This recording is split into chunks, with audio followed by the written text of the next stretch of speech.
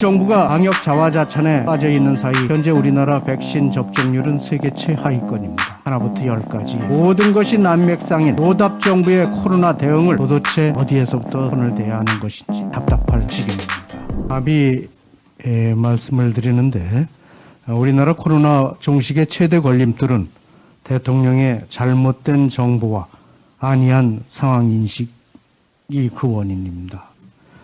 어제 문재인 대통령은 세계적으로 방역에서 모범국가로 평가받는 나라가 되었다는 자화자찬과 함께 이 같은 국가적 성취는 국민들이 자부할 만한 일이라는 그런 말씀도 곁들였습니다.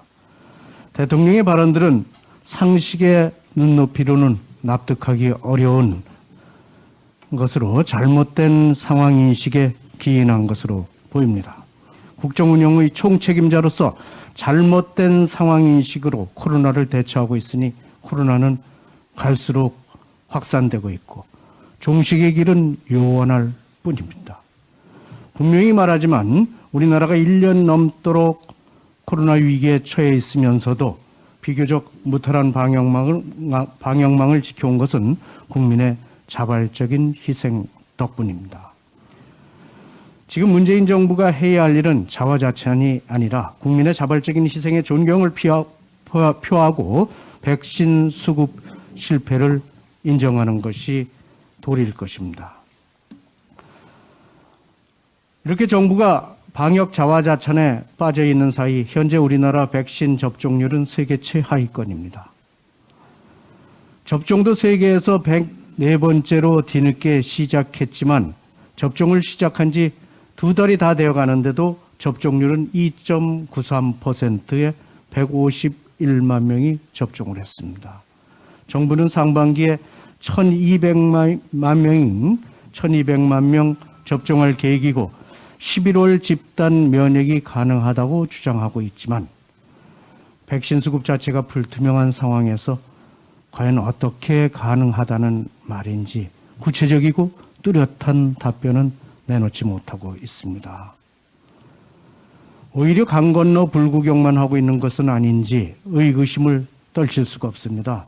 정부가 지난 1일 출범시킨 범정부 백신 도입 TF는 우왕좌왕하면서 허송세월을 보내고 있고 정부 고위당국자는 대통령이나 장관이 백신을 받아올 수 있는 외교 문제가 아니다라면서 사실상 외교력 공백 상태를 시인했습니다.